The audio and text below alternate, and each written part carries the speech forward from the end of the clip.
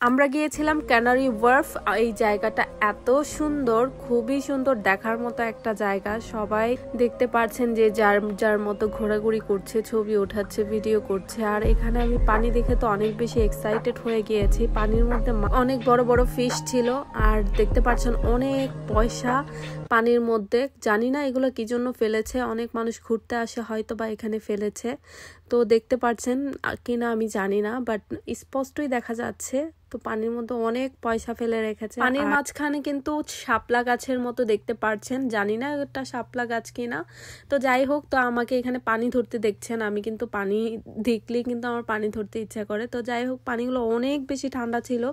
যেহেতু শীতের সময় ঠান্ডা তো থাকবেই, এটাই স্বাভাবিক। আর এত বড় বড় মাছ ছিল, দেখতেও অনেক বেশি ভালো লাগছিল। আর অনেক বাচ্চা কাচ্চা দেখলাম, ওরাও অনেক বেশি এনজয় করছে। বাচ্চারা তো এইসব পানি দেখলে বা ফিশ দেখলে অনেক বেশি এনজয় করে। আমার বাচ্চারা অনেক বেশি এক্সাইটেড হয়ে গেছে, কারণ ওরা এরকম সচরাচর সবসময় তো আর ফিশ দেখে না, এরকম জ্যান্ত মাছ।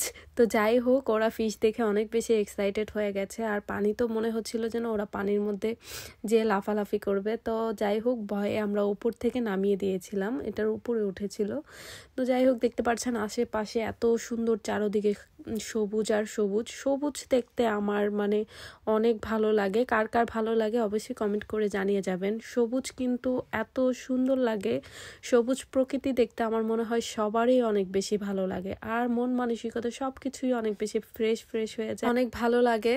তো আমার কাছে মানে ঘোরাঘুরি করতে, আপনারা যারা আমার ভিডিও দেখেন তারা তো অবশ্যই জানেন আমি ঘোরাঘুরি করতে অনেক বেশি পছন্দ করি।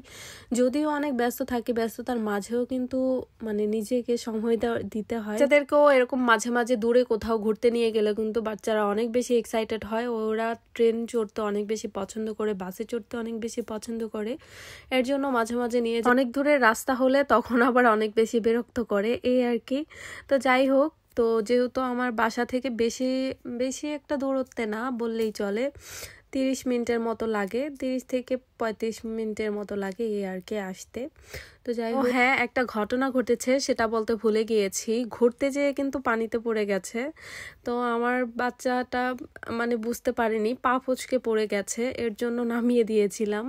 তো যাই হোক, আর পানিতে যে পানি অনেক পরিমাণে ঠান্ডা ছিল, আর যেহেতু ঠান্ডা, তো আমরা এর জন্য তাড়াতাড়ি বাসায় চলে এসেছিলাম। যেহেতু ওর পেন্ট ভিজে গেছে, এর জন্য বাচ্চা মানুষ ঠান্ডা লেগে যাবে। আর যেহেতু আমরা কোনো জামা কাপড়ও নিয়ে যাইনি এখানে, তো এর জন্য তাড়াতাড়ি বাসায় চলে আসছিলাম। এই হচ্ছে ঘটনা, ঘুরতে যেয়ে পানিতে পড়ে গেছে এই ঘটনা।